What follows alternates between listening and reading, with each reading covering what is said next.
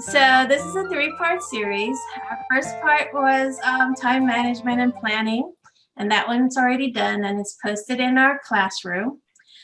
This one is about managing your materials, working on that skill set for our students, and it does link with planning.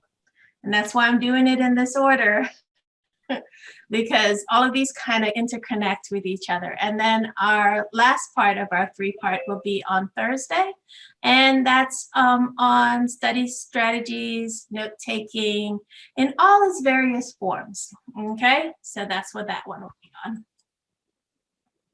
We're going to touch just a little bit on just a refresher for executive functioning. And we're going to just talk a little bit about it because executive functioning kind of frames everything. And then we're going to talk about, organization in terms of managing your materials and your space. And then the explicit teaching is just what we talk about that ties everything in together about what you need to do to help your students learn this. So the first thing is when we think about executive function, it's a whole list of things that students, well, let me just take it from the perspective of an adult. A fully grown person doesn't have all these skills that I've laid out here until they're over the age of 25. So I'm going to let that marinate with you for a moment because you're not fully together as an executive functioning adult, the average person, until you're about 25 years old. And that's one thing that's consistent in all the research that I've read about executive functioning. They may come up with 3 categories to define it, 8 categories, 9 categories to define it. But the one thing all the research is actually pretty consistent on is how long it actually takes for you to get it all together, to be able to self-regulate, to be able to manage your time and your materials, to be able to know your strengths and weaknesses and know how to compensate for your weaknesses, to be able to monitor yourself and be flexible and problem solve. All those things, it doesn't fully come together until you're 25. And now that's someone who doesn't have any other weaknesses going on. That's like the average person developing it. When we layer on all these other issues that could possibly be going on with a person, it may take longer or it may take less time, So it is a range, okay? But that's an average. So keep that in mind when you're thinking about your students and you're saying, oh, they don't have this yet. Well, maybe they're just not developmentally there and we're expecting something of them that we need to explicitly teach for them to actually learn it. Okay, it could be that they don't even have a weakness in this area. We're just expecting them to be a little bit more mature than they actually are yet. Okay, and so that means if they're not there yet, that you need to teach it explicitly. And when we think about managing materials, we're thinking about these questions. So if you look at these questions and you're thinking about your students in the class, do they remember to bring all the necessary materials to class, right? Do they have their Eureka book, their whiteboard? What do we call those scented markers for the whiteboard? The whiteboard marker, that's what I'm going to call it. Do they have their pencil? Everything that they needed for the lesson that they need probably every day, but do they have it getting ready for class? Are they able to find it quickly even if they don't, because they know where it is? Do they keep everything organized when it comes to their schoolwork? Or in this case, it usually falls across the board. So if they don't have their schoolwork together, then more than likely they don't know where that $200 jacket is. Do they remember what they need to take home and come back home with, homework, permission slips, things like that? Do they remember to turn in the completed homework? Because they know where to find it. Do they have themselves organized on a weekly basis as a habit? Like they get themselves together every Friday, to make sure they have everything for the weekend so that they can do their stuff. And then Sunday night, they get themselves together so they have everything for the coming week to come. Are they able to do all of these things? In the chat, tell me which perfect kids you have that can do all of these things with no problems whatsoever. Just give me a yes or a no, or maybe or sometimes, based on the kids that you have, majority of times. If you want to answer for yourself, you can answer for yourself as well. Are you able to do all these things on a consistent basis for your work? Sometimes you have to think about how well you are with these tasks, because sometimes it can mean you're really good at teaching it to kids, but it also can be that you're clueless about it, therefore your kids are clueless about it. So you kind of want to think about that in different ways. When we think about materials management, this is what you really want to think about as well. People of all ages need to have a system of some kind to organize their materials, be it your home, your kitchen, your school bag, your desk at school, your desk at work. However you look at it, you need to have some kind of system. But then you also have to think about the fact that we're moving from like physical materials to digital materials. And are we teaching our students how to do management in digital materials? If your kid is scattered with their physical papers, they are scattered in their digital materials. It doesn't automatically become organized because it's digital. Does that make sense? So you really want to think about those sort of things. Like, how is that working? Questions for you to consider as a teacher. What systems and routines do you have in place for your students? All right, that you can consistently communicate the importance of it, and that they have time and space in your classroom to be able to do this. And that you're also modeling the same things, because they have to see it. They have to be able to picture it. Keep in mind, somebody who's scattered, they know they're scattered because other people are telling them. But if nobody ever told them, they probably think they're just fine. So keep that in mind. So unless they can see what that organization is that you're expecting of them, like literally like a picture, they're probably not able to do it. Even when you show them and you do it for them and they see it, they really need a constant picture there first before they can picture it in their mind to do it on their own. So keep that in mind as well about, like, do you have pictures of what the good desk is supposed to look like? Do you have pictures of what your Google Drive folder system should look like, that they can look and model and know that this is the expectation for them? So one of the things that I had you do as you came in is kind of talk about where people are with the issues they have with students and them organizing their materials. And a lot of it seems to be centered around, finding the assignment, knowing where things are, looking at navigation, so figuring out where things are, forgetting their planner and using their planner. Yes. I just want to point out that Barbara made a good point in the chat, is that when we move to virtual learning, this whole concept of materials management needed a new pathway. And, since we didn't really know our pathway, that explicit teaching probably didn't happen. We were all trying to figure it out together. And a lot of us weren't organized digitally as teachers, because it's not what they were expected to do until now. And so we have all of these things that students need to learn, but we first need to teach them how to do. And we need to teach them how to do it, not only in the physical sense, but you also have to teach them explicitly in the digital area. And we have a lot of tools that we're using with our students, so we're going to go into that. My session today is not really focused on the physical, because I think for the most part, people kind of have that down, except to say we like to give students the system.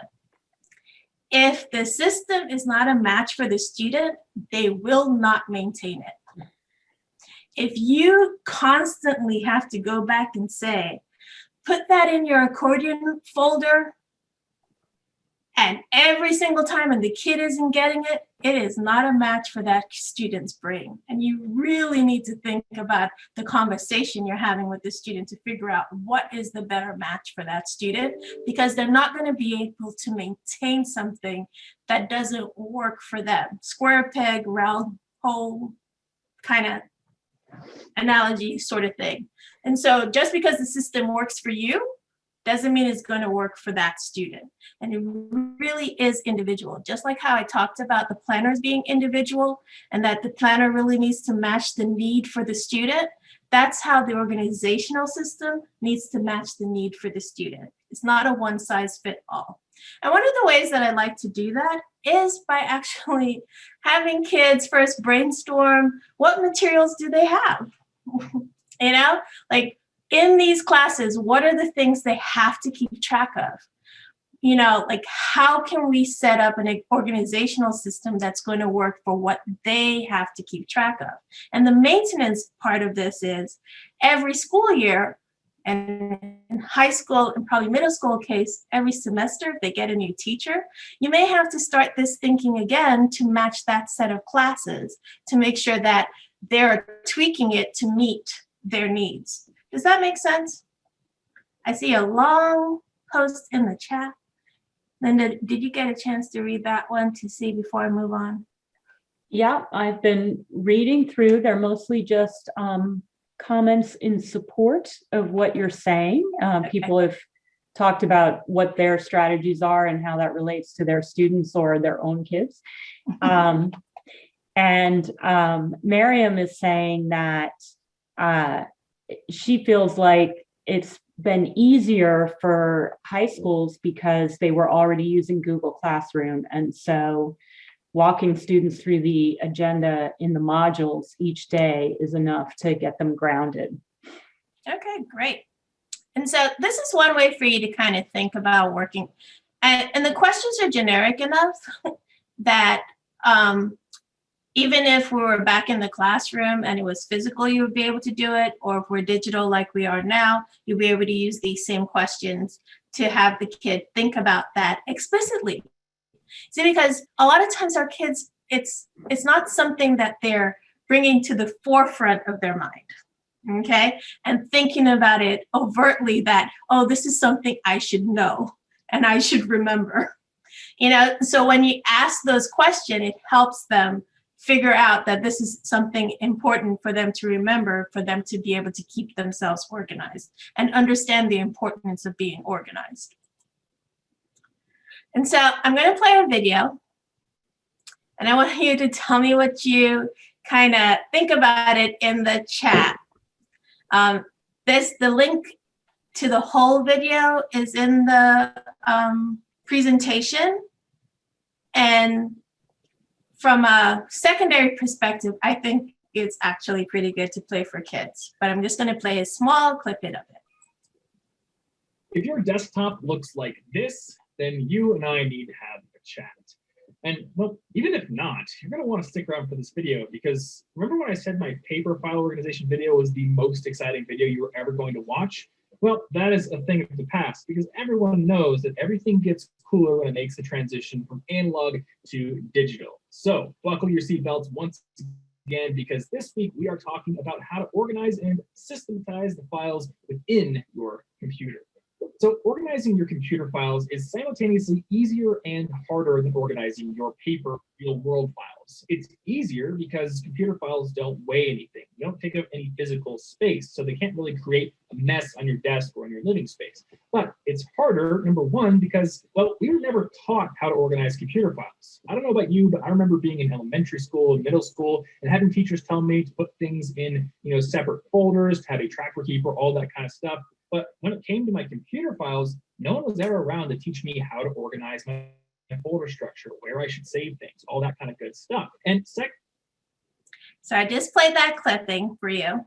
And what I want you to do is go in the chat and then just tell me how many of you are teaching your students explicitly how to organize their files digitally, how to name their files, how to set up folders. How many people are explicitly doing that with their students right now? You can say yes or no. Just give it a moment. See another note.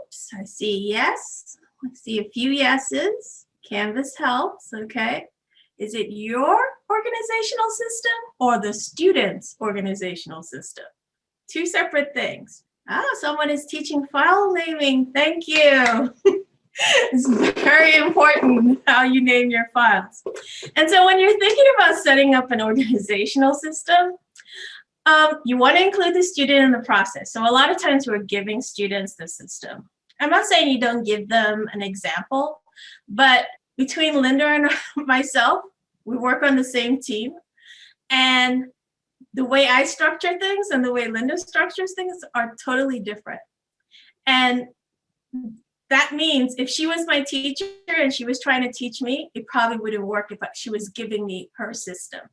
And so you just really want to think about it, because everybody's brain is, wired differently, that you include them in the discussion. Like, how do you think you're staying organized? Like, what ways do you put your materials together? And then try to tweak it to make it better for them if it's not working well for them, rather than saying, here, use this. Okay. And then when you're teaching it, whether it's physical or digital, you really want to give them some options to look at if they've never done anything to organize themselves, so that they can figure out what maybe would work for them. Make sure they have some kind of naming system going on, folder system going on, so that they would know how to search for things or find things later. And so you really want to think that through about how that works. Somebody put in the chat about OneNote.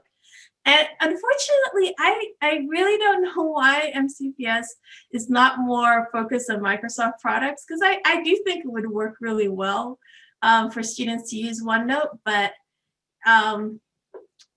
like I said, I'm not sure how that works out. The process, I already asked that. That's what I did. I thought I switched the order of the file. But anyway, the process of teaching kids, it really needs to be more individual in a way, like more reflective, so that they can reflect on what's going to work best for them. And organization is key to managing your electronic files. I bet right now, if I were to ask somebody to show their electronic Google file, you have files like all over the place, like not in a folder somewhere. And I'll take my husband as an example. His desktop on his computer has files everywhere. I'm like, all the time telling him, you need to put them somewhere. How do you even find where you're supposed to be, whatever file you want? And he says he knows where they are, but I doubt it. But you have to really think about that organizational system, and think about it at the beginning of the year. Think about it in terms of, how do you name your files that you share with students? Is it in a consistent way? Would the students be able to find what you're talking about each time? Because you always have your files that you're sharing with them, the title of the subject of whatever's in the file, the date or the quarter of the file. Do you have a consistent way of naming those files so the students kind of know what that is? When you think about these steps, you notice I put in red, and naming, at the very least, a naming convention is critical. Okay, because if you have a naming convention, then the search tool would be your friend, because you will be able to find things by how you search, because you can keyword search. But if you name your files every which thing, then your searches aren't going to be streamlined, and then you're going to get a lot of hits, right? And it's not going to be very precise.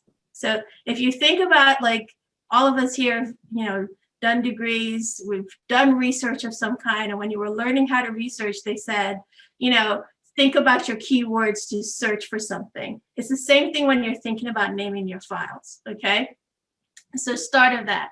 I said start with the app or the tool you want to use, Mainly because there are a lot of things out there. There's Dropbox, Google Drive, OneDrive. I mean, there are a lot of things out there. Granted, for our students, it's just Google Drive, but there are a lot of things out there. And you never know what kids are using at home. You know, decide that that's where all the things are going to go. I usually encourage, especially my older students, to actually take a picture of their physical handouts to put in their drive in the folder for that subject. And if you have a phone or a tablet, the Google Drive app in there has a scanning function, and they can just use it and put it directly into the folder that they want. When they click on the plus sign, they get one of the options, and one of the options is to scan a document. You know, and so I usually encourage older kids when I work with them to just do that, so that means even if they're keeping the physical copy, they have a backup copy online if something goes wrong. You know, and so I usually have that. Then thinking about, you know, a logical structure for your folders. It can be any which way. I don't know what, I'm not going to prescribe it, but make sure that you're not making it too complex, because you're not going to remember it. And then think about descriptive names in terms of what you're doing. You know, having a naming convention. And I know people have gotten away from this, but I still think it's the best standard. Do not leave space between words. When you do that, especially we're in the web world, when you bring up that file, that's the reason why you get the % sign and the 20 and things like that in your URL. It's because there's spaces in it, and it just makes it all gobbledygook. So think about your naming convention, and if it's something you want spaces in, then replace those spaces with an underscore. Okay, and not put spaces in your titles. That is what I grew up with. That probably is dating myself in terms of the computer world, but I still say it stands true today when we're posting a lot of things online. And it makes it really difficult later on for a student, if they saved it as a URL, for the URL to actually make sense. You know, and then just think about all the different files that you create and have them in that one place. I'm going to stop right here and see if there are any questions in the chat. So not questions, but I just want to tie into some of the things you said. A lot of positive comments and agreement about naming files properly. Interesting that Juanita a while back said, no need to teach explicitly teach how things are organized because the online system is working so well, basically. And my gut says that Juanita probably does a really good job with naming her modules, naming her assignments, and then, yeah, you know, it's all relative. You may have kids with organizational problems, but those problems are going to manifest much more if you also have organizational problems. And if you're keeping everything organized, that's really going to support them. But I would also say you're still going to have kids who need explicit teaching of these concepts. They're not just going to absorb it because you're modeling. Yeah, they're not going to pick it up just on their own. And that was the danger. The reason why I asked that question about you being really organized or not is that the danger is when you're really organized, the kids are doing really well in your class, but it doesn't mean that they know how to be organized. Mm-hmm. It means that you've set up structures in a way that's making them successful, but they will go into the next class and not be successful. So you have to actually be really conscious of the fact of explaining why you set things up the way that you set things up for them, so that it's more metacognition part for the students to kind of understand the process and try to model the process because it's working for them. And it would be really good, if you're really good like that, to have reflection questions about how this organizational system that you set up, how it supported the student to be successful. And it's okay to ask them to compare and contrast with the classes that are not being as successful. What parts of my class and how I've set it up for you is helping you be successful, so that you can model that in the class that doesn't have it. So you which really ties right back into the next comment in the chat, which was teaching organization sometimes feels overwhelming because there's so many different teachers, and And so you've got to sort of help the kid pivot from one to the other. And that's the reason why these are just here as an example of what you probably do, but you really want them to kind of think about it. And just like how if you were setting up a physical system, you would want the planner to be on top for the student to write everything down. The same thing goes if you have a digital planner for a student, you want it to be somewhere like that on top for them so that they can easily find it because it's needed for the organization of everything else. You know, so it's kind of like the kingpin in this whole thing. So you really want to think about that through. And then you also want to help kids. So I taught high school and they just like to throw papers away. But really you want them to think about what's important and what's not, what needs to be archived, and what can be thrown away. Because yeah, there are things that can be thrown away.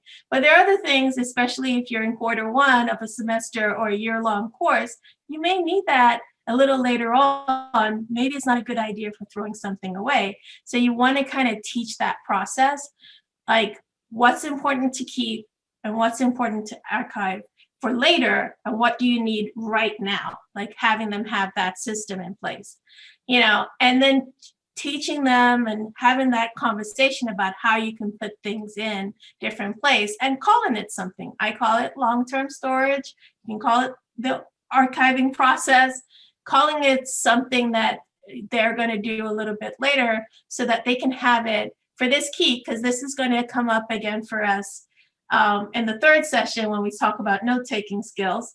But there are some things you need to study later, and there are some things you need to keep from year to year, especially like in math, that's going to help you in the next math class if you kept it.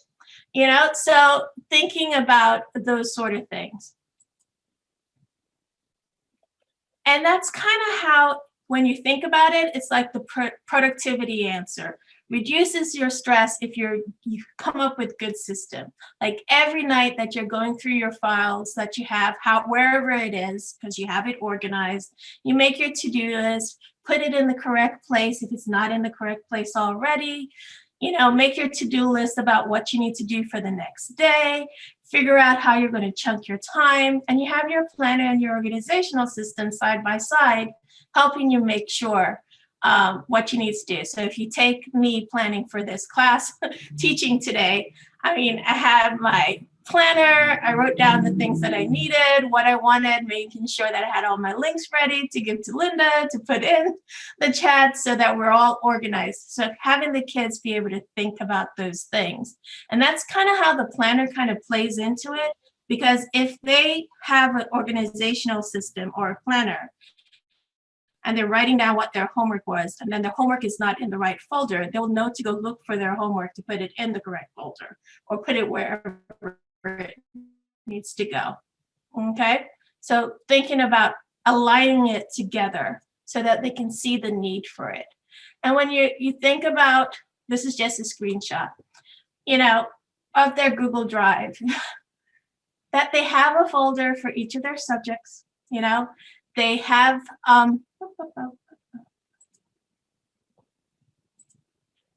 you know, and then towards the end of a quarter or an end of a semester, that they have a folder called archive, that they can put all the things that they don't need anymore in there if they're not going to end up deleting them. You know, so thinking about that whole process. I know we have like everything in our My MCPS Classroom or Google Classroom, but they also have files that they're probably still creating for you that they have to submit, and they have to put it somewhere, okay? And so a lot of times I like to teach students, like if it's a math thing they're writing, that they come into the folder that they want and then click on the document so that it's in the folder. A lot of times our students would just be at the top level hierarchy of Google Drive and open it up, and therefore it's not going into the right folder. I prefer the structure of going into the folder and then creating the file rather than the opposite end. Not that you can't do the opposite end, but you're more likely to forget the opposite end, okay? And so if you do it first, you won't forget. and then naming the file first, whatever it is you're saying that they need to do, you know, and teaching them what to do with that. I usually have them name files all lowercase. It really doesn't matter that much to me. But if you have the file in here and they haven't, I usually also teach kids before they close out to come to the file folder right here to make sure they have it in the folder that they wanted it to be in. And then they can close out, you know? And so just so that they always know, but if they have a system like this, if they go back to this main section and they click on search, they have keywords they can use to search for it because they always have math in the title. So they'll find their math work or something. So think about that. One of the things that Google did, which I also think is nice, maybe the kids don't have as many files as I do, or maybe Linda does, but now you can actually search within a folder. So if you click on the drop down arrow here, it says search within classwork. So we'll search within that folder that I have. So that can make it a little bit simpler for students. And some of our students know this, but quite a few of our students do not. So really want to find a time, especially at the beginning of the year, to teach them some of these things that will help them find their work again later. And this is just a slide that kind of gives you what I just said. Google Keep is another place that kids can use to have some kind of structure. I like it because it's simple to use. And if it's organizing just their homework, if their homework is coming paper, they could take a picture of the homework, like this one has a picture in it. Oh, sorry, well, that wasn't my Google. Wrong place. I thought it was such a good shot. I thought it was my Keep. Like here, it's in Keep. I can go into it. I see my picture of whatever I filled out that I kept, and I have my note that goes along with it. And one thing I didn't show you last time is if you're using this as your planner for, let's say, all the homework things that kids have to do, once it's done, you can actually put it in the archive folder. So you can, this little button right here is to archive things. So I can come over here and archive this one because it's done, and I'm keeping this space clean. So I don't have to keep things cluttered. I can always undo later, but I haven't lost it. I haven't ditched it. It's in the archive. So if I need to come back to that archived work for something later, I would be able to do that by just clicking in archive, and then I can search in there if I needed to find something, if there were a lot of stuff in there. So that's just something that you can think about doing. My MCPS Classroom is linked to our Google Drive. And so a lot in the beginning when we went to virtual,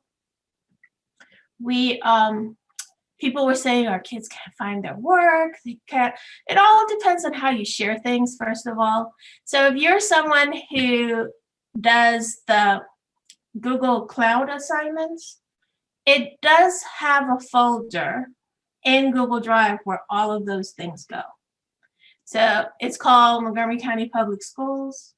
How many people knew that? And then this is a class that I have in my MCPS Classroom, and everything that I've done with the Google Cloud assignments. So there are different types of assignments that you can have. So the Google Cloud assignments are in here, and I can find it later. So this one I had Ensley, because she was a student in our class, take the screenshot for me. So the students also will have this, and you can be able to get that, right? And see it. So if they didn't submit the assignment, couldn't remember where the assignment was, they can come here, find. That's why if you name things nicely as a teacher, they can come this folder and find it and maybe just share it with you if you've already closed out that assignment or whatever. So this is just something for you to know, and also to point out to students so that they know it's there. The other thing that we have is the Google LTI, which is the Google Assignments. And when you do Google Assignments, It's also in your Google Drive, so you can find it in there. And it's called Assignments in your Google Drive.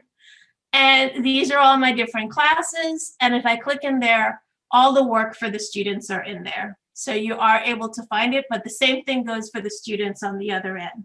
So they'll be able to find their work too. So that's another thing for you to consider, and also for you to teach students how to find things or where things are in their own Google Drive, because the work doesn't go anywhere. And the same thing goes for Kami. If you're doing Kami assignments with students on My MCPS Classroom, there is a folder. I believe like when they first started, they actually called it Kami assignments, but later on they just called it Kami.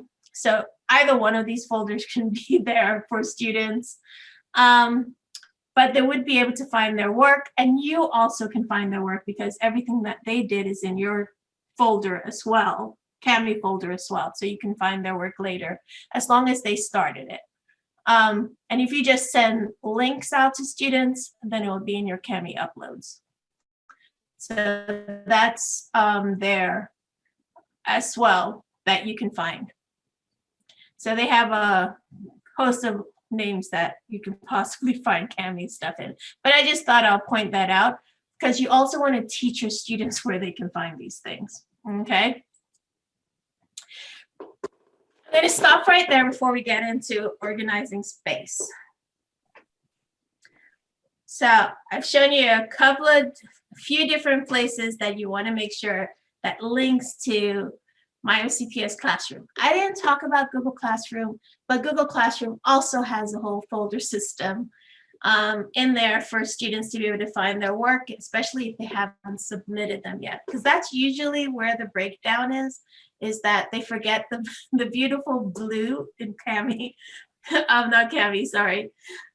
In My MCPS Classroom, the blue submit button, they forget to click on it. And that's where that planner comes in as well, or the checklist. So if you create like a checklist of how they're supposed to complete, and sometimes what I used to do physically, but I would translate now if I was teaching students digitally, is that at the end, I have a checklist for them to go through to make sure they've done everything they need to do to submit. They've completed the work, they've revised or edited whatever they needed to edit, they've checked their work, and they've clicked on the blue button to submit their work. And that's embedded in the things that they need to do as their reminder to be able to know what they need to do for each of their assignments. And it's just kind of standard there for them to go back. It also helps the adult to know what they need to do to be able to get their work done. But are any of the things that I've shown you today something that you think could be helpful? Just go ahead and put that in the chat to show your students how to do, to remind them that it's there. If you take anything out of this, make sure that you have very good naming conventions for your files, because it helps students also have good naming conventions, and that if you're having them submit work to you, that you give them the naming convention for that work. Alice. Yes. So you've partially addressed Vanessa's question because you've talked about how everything kind of links together. If you assign it out in My MCPS Classroom, you've got Kami, you've got Google, all of those things tie in together in your Google Drive.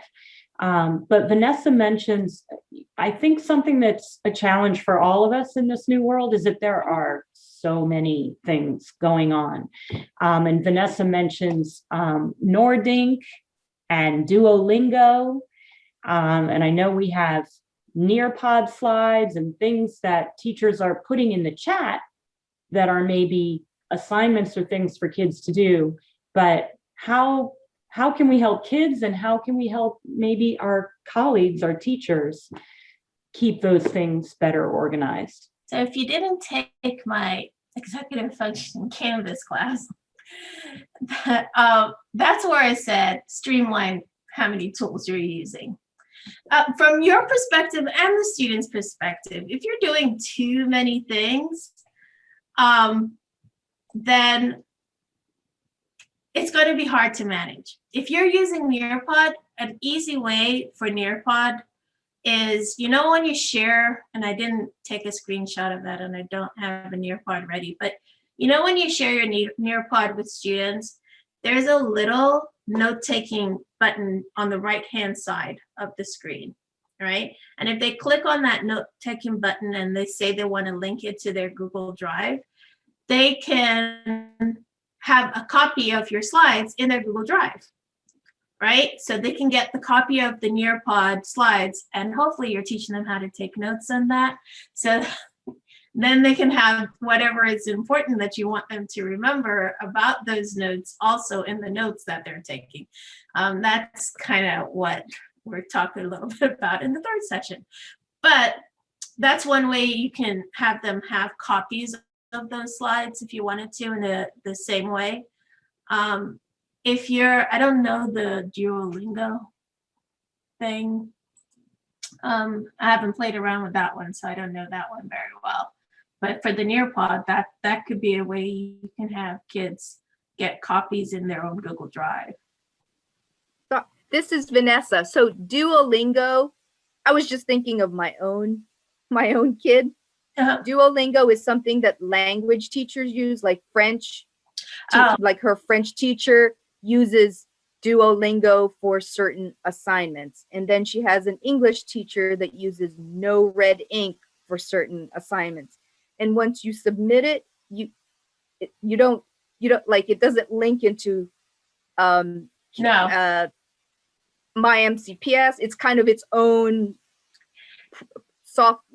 program. Yeah. And so they're trying to make sure you don't go back in and edit your work afterwards or change it after you've submitted it when they use some of those types of programs. And what I would say to a kid who was in that situation, if they wanted to make sure that they had a copy of theirs, that they make a copy of it before they submit it, so they always have their own copy of it in their folder to be able to refer back to later if the teachers don't give you the assignment back, so that you can have the completed one back. I'm thinking that, like, especially for Duolingo, because I've used that, the teacher is probably telling the student to go work in Duolingo, and there isn't actually something they turn in. Maybe the teacher has a dashboard and can see their progress.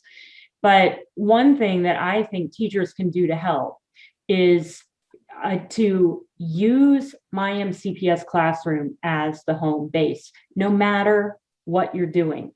And so even if it's one link in My MCPS Classroom that says, go to, Duolingo lesson 3, then at least the parent or the case manager who's trying to help the student organize has a one-stop shop to go to see what was assigned and what needed to be done, and can help the student come up with those strategies to keep track. But if the teacher's just verbally saying, oh, today, don't worry about My MCPS Classroom because we're just going to work in Duolingo today, then they'll have no record of what they did on Wednesday if they don't remember, which I wouldn't, frankly. Neither would I. So this is a class that I do. This is the whole Essay 105, which goes into way more detail about executive functioning and everything that goes along. But if you set up your classroom, if you have Duolingo and you have a little section in here that has all the links that has to do with that, then if the student needs to go back, so like when I set this classroom up, the organizational system that I set up with it is that they know that they can find everything they need in each of the modules. It doesn't have to be like this, but you can set it up so that they know where things are. And when I set it up originally, I didn't have this in, but based on how my participants were struggling, I needed to put in a stop sign for them. So by the time I got to the second module, I put in a stop sign so that they know where resource materials are and where their work was. So you want to think about your organizational system, how you set it up, how you set up what you're having them to do here. Because when you set these things up, you also want to explain to the students why you set it up the way that you set it up, so that they understand what these things mean and why they're there. If you don't explain to them, then they won't know. There's a comment in the chat that teachers use too many different things in different classes. And yes, it's true. But I also, when I do Essay 105, I also talk about having those conversations with your grade level teams, your content alike teams, so like your math teams, and come to some consensus on which tools you guys think are the most essential to use. Because quite frankly, I think it's the reason why sometimes we are stressed out as teachers are because we're using too many things. And in turn, we're stressing our students out as well because they're using too many things. So think about your own organization. The more organized you are, the better you're going to be able to explain that organizational system to your students and help them use your organizational system as a model for trying to design their own. Does that make sense? So as we think about that, we're going to get to organizing space. And one of the things that you have to think about is getting pictures of organized spaces. I know a lot of people like to share pictures of cluttered spaces, but the kids who are struggling with this, they actually know what a cluttered space looks like.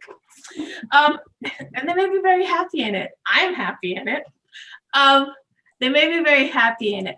So what you want to find pictures of are things that are good models of what and why those are good models for yourself, and then give them different pictures to look at and say, which one do you think could be a good way for you to set up your things?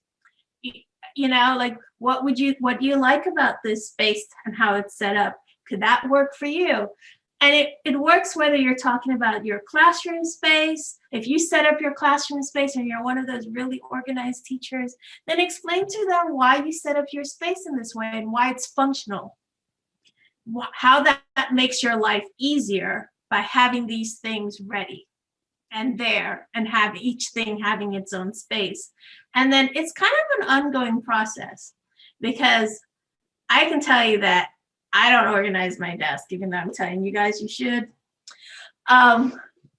Because if you start earlier, you can get kids to kind of figure out how to make this work for them.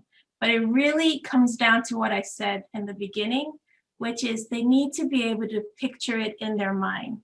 And if they don't physically have a picture of what it's supposed to look like, then it becomes difficult for them to be able to model it.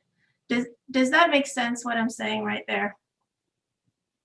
And so I always say, instead of just telling them to dump everything out and put them in the order you're telling them to put it in, tell them, this is a picture. Do you like this picture where things are? Where would you want things? Make a picture of how you would want your desk to look, and then put things in those orders so that they're more likely to maintain it.